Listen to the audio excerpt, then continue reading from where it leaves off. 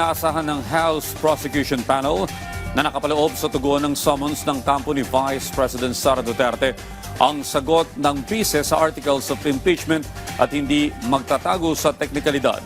Yan ang ulat ni Vel Custodio.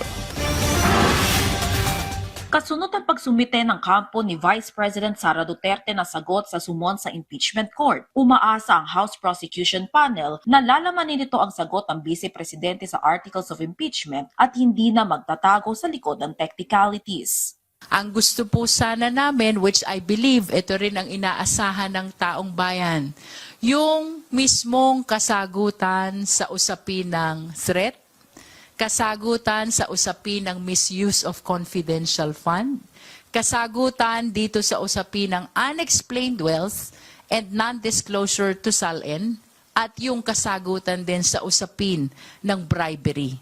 Target ang prosecution team na maghain ng reply ngayong linggo, bagamat hanggang June 8 pa ang nakalaang araw para sumagot ang prosecution. Kung sakaling maghain ng motion to dismiss ang kampo ng pangalawang pangulo, handa ang House Prosecution na kontrahin ito. The Senate rules on impeachment does not speak about dismissal. The rules neither speak about remand nor about clarification. Ang sinasabi lamang po ng Senate rules on impeachment, trial.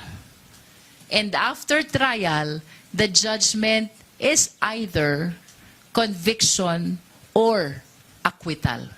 Dadato na pre-trial conference ang House Prosecutors na inaasahang magsisimula sa June 15, 2 linggo bago ang tentative date impeachment trial sa July 6. Inanunsyo rin ni House Committee on Justice Chairperson Luistro ang pagbabago ng mga uupo bilang lead prosecutor sa articles of impeachment patungkol sa bribery, kung saan pangungunahan na ito ni Representative Kit Flores mula sa dating naka-assign na si Representative Joel Chua. At pangungunahan naman ni Representative Chua ang usapin ng confidential funds na dating nakatoka kay Luistro. Ani Luistro, na uupo rin bilang lead prosecutor sa impeachment trial, posible pa aniyang magbago ang mga lead prosecutor na tatalakay sa articles of impeachment hanggat hindi pa nagsisimula ang paglilitis. Bagamat hindi pa isinapubliko ang mga pangalan ng mga tatayong witness, sinabi ng lead prosecutor na may mga ipapasabpi na sila na ilang opisyal ng Department of Education at Office of the Vice President. Una nang inanunsyo na 25 ang posibleng maging witness sa trial. Sa ngayon, hindi pa rin isinasa publiko ang mga upo bilang private prosecutors.